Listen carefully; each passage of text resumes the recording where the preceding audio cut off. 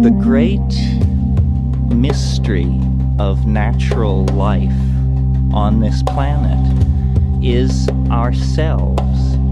We stand out in the natural order of things as something completely unique, unexpected, unpredictable. You could not calculate forward from the pinnacle of the age of mammals some 30,000 years ago.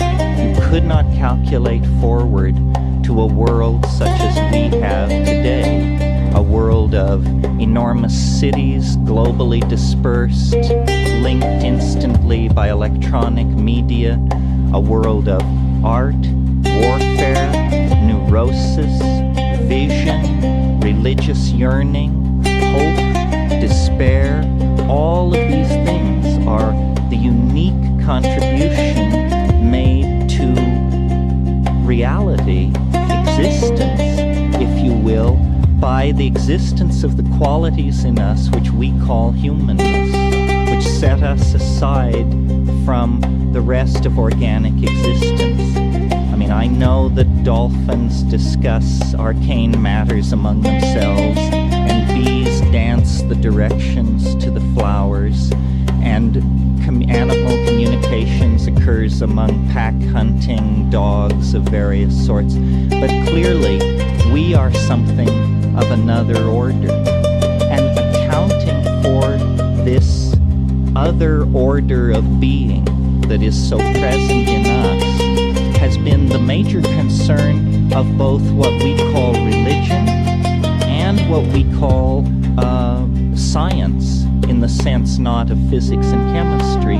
but of biology, anthropology, and psychology. How to account for the uniqueness of our species, and then the uniqueness that is present as a moment-to-moment fact in each one of us. One of the first things which everybody should understand is that every creature in the universe that is in any way sensitive and in any manner of speaking conscious regards itself as a human being. That is to say, it knows and is aware of a hierarchy of beings above it and a hierarchy of beings below it. If you take such a tiny creature as a fruit fly, which lives only a few days,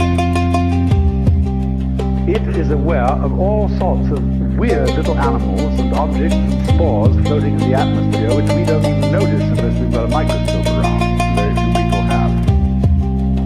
And it criticizes them as being inferior animals and all that sort of thing.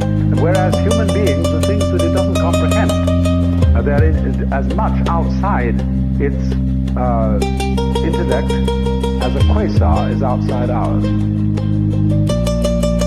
And we see these far-off objects floating in the heavens, and we have only the vaguest idea of what they may be. Actually, we may all be some kind of atoms within the hair on somebody's nose in another dimension. And all these galaxies being the constituent elements. Who knows? But there is, I think, a fundamental principle that everybody must understand in order to know what is the meaning of the Tao, or the Chinese sense of the course of nature, and that is the principle of relativity. It's absolutely fundamental to an understanding of Taoist philosophy, relativity. That is to say that wherever you are, and whoever you are, and whatever you are, you're in the middle. And you see, just in the same way as when you stand, say, on the deck of a ship, and you can see a horizon all around you to exactly the same distance. You're in the center of a circle because your senses extend a certain direction in all directions, and therefore give you the impression of being in the middle. Now, everything in the world feels like that, and also it has its own kind, which look natural to it. You see, spiders and hydras and sea urchins and so on don't look very natural to us. We say, well, I wouldn't want to look like that. But they say when they see us, well, what kind of an awful thing is that? And what a lot of nonsense it does. You just, the cat, from the cat's point of view, you don't understand what life's about at all. But all cats and cat company, cats in cat company, they feel that they are people. Because the definition of a person is where you look from. And of course that is the meaning of the very interesting Buddhist idea. You can only become a Buddha, that is to say, you can only become enlightened, liberated, aware of your unity with the universe from the human position. And Buddhism calls itself the middle way, because it is the way for someone in the middle, and that's everyone. So there is, believe it or not, a form of yoga, ways of liberation for worms, for fruit flies, for snails, for spiders, for birds, for everything. And they, you see, in their situation, feel just as cultured as we can possibly feel. And they have their distinctions and their snobberies, just in the same way that we do. Because you see, they dig all sorts of things that we don't even notice.